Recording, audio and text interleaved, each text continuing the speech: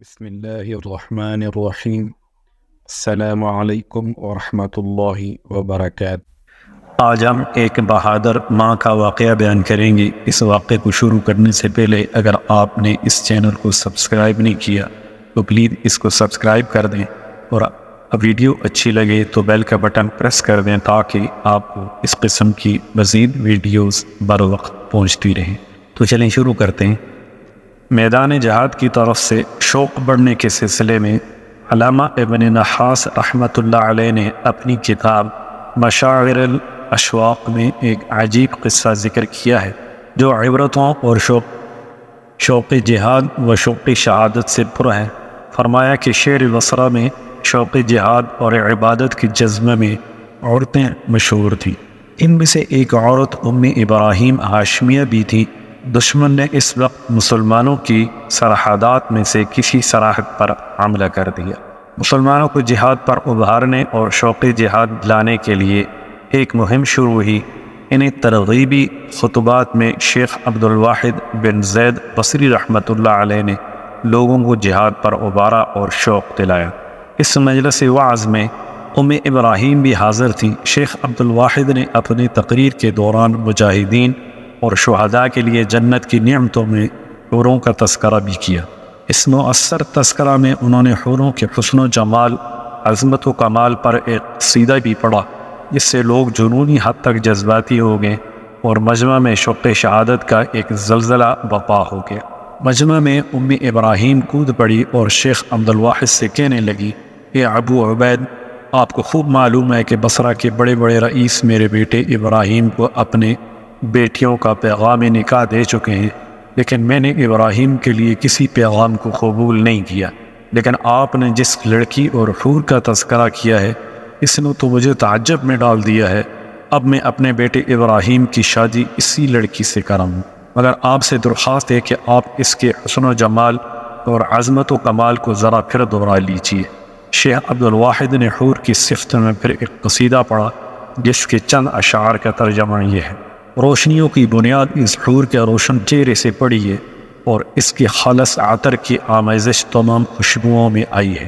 اگر یہ حور اپنے جوتے سے ریت کو بھی رون ڈالے تو بغیر بارش تمام اطراف گھاس سے ہرے بھرے ہو جائیں گے۔ اگر یہ حور اپنے شہد جیسے لحاف کو سمندر میں تھوک دے تو خشکی کی تمام مخلوق کے لیے سمندر کا پانی میٹھا ہو جائے۔ اس کے رخسار پر جب کسی کی نگاہ پڑتی ہے تو قریب ہے کہ دل کی خیالی تصور کی وجہ سے یہ نگاہ رخسار میں زخم کر دے۔ ان اشعار کو سن کر اس دفعہ تو لوگ تڑپ اٹھے اور ام ابراہیم پھر سامنے آئیں اور شیخ عبد الواحد سے کہنے لگیں، اے ابو عبید، اس لڑکی کی جمال آرا نے مجھے حیرت میں ڈال دیا ہے۔ میں اپنے بیٹے کے لیے اس لڑکی کو بطور دلہن پسند کرتی ہوں، تو کیا آپ یہ کر سکتے ہیں کہ اس لڑکی کا نکاح میرے بیٹے سے کرا دیں اور مہر مجھ سے 10,000 دینار قبول کر لیں؟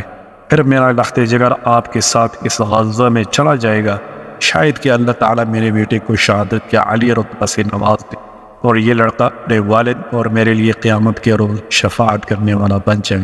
شیخ عبد الواحد نے فرمایا، اگر آپ نے ایسا کیا تو یقیناً آپ اور آپ کا لڑکا اور لڑکے کا باپ کامیاب ہو جائیں۔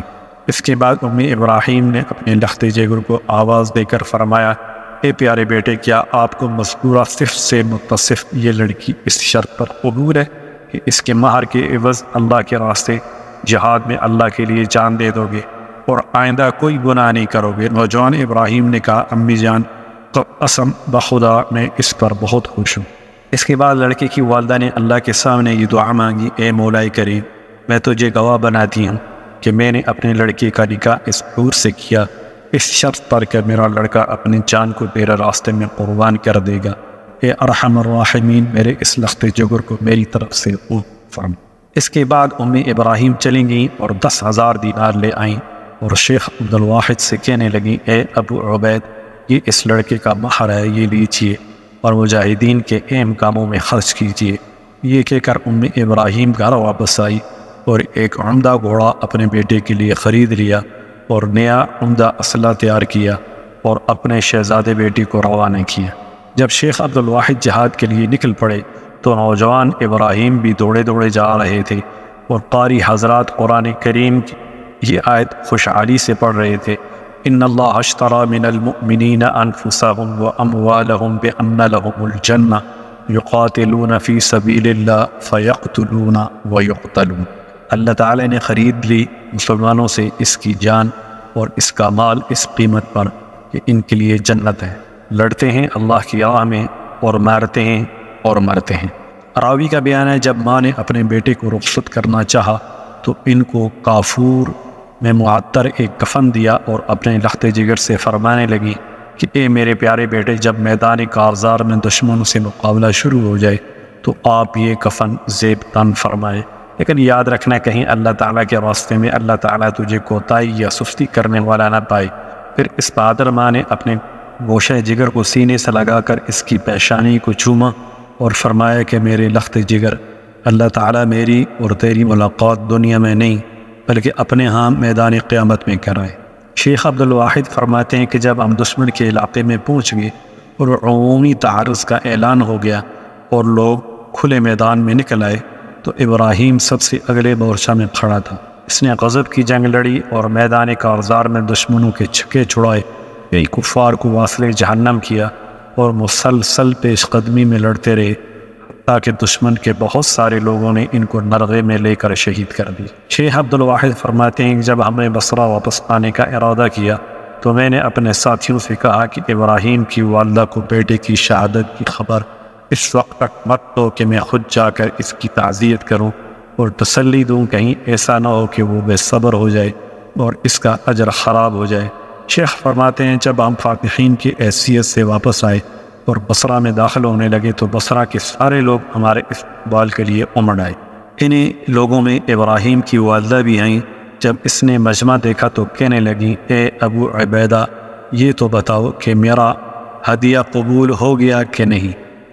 اگر قبول ہو گیا تو میں لوگوں سے مبارکباد لوں اور اگر ہدیہ رد ہو گیا تو میں لوگوں سے تعزیت وصول کروں۔ شیخ نے فرمایا، قسم بخدا تیرا ہدیہ اور تیری قربانی کو اللہ تعالیٰ نے قبول فرما دیا ہے، تیرا بیٹا شہداء کے ساتھ زندہ تابندہ کھا پی رہا ہے۔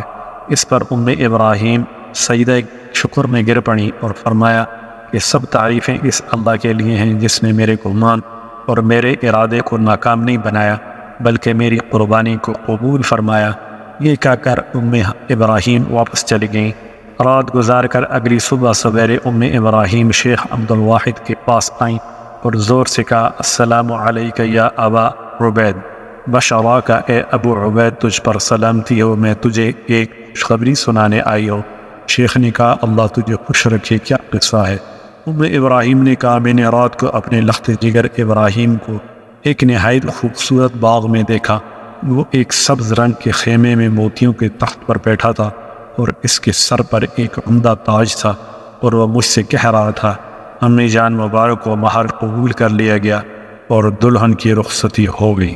بے شک جذبہ جہاد جسے نصیب ہو جائے وہ عظیم ہے، وہ پھر دنیا سے نہیں بلکہ آخرت سے محبت کرتا ہے اور اللہ تعالیٰ اس سے اپنے دین کی سربلندی کا کام لیتے ہیں۔